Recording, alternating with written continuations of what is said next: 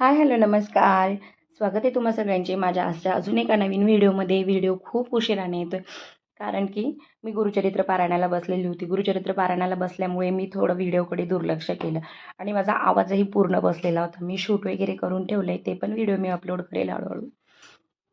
पण मग पारायण करून केंद्रात पारायणाला बसलेली. पारायण करून आल्यानंतर दिवसभरातलं घरातलं काम वगैरे त्याच्यातच दिवस जात होता. त्याच्यामुळे मी व्हिडिओकडे थोडं दुर्लक्ष केलं.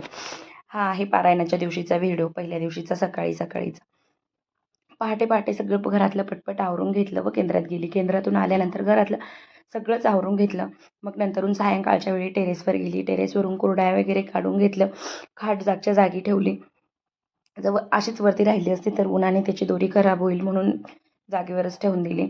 दुसऱ्या दिवशीही परत कुरडयावरती टाकायच्या होत्या टेरेसवर. पहिल्यांदा प्रयत्न केला आहे कुरडया करण्याचा व सगळं एकटीने केलं, कुणाचीही मदत न घेता. कुरडया कशा झाल्या आहेत कमेंटमध्ये नक्की सांगा. व्हिडिओ आवडल्यास लाईक, शेअर, सबस्क्राईब नक्की करा. धन्यवाद.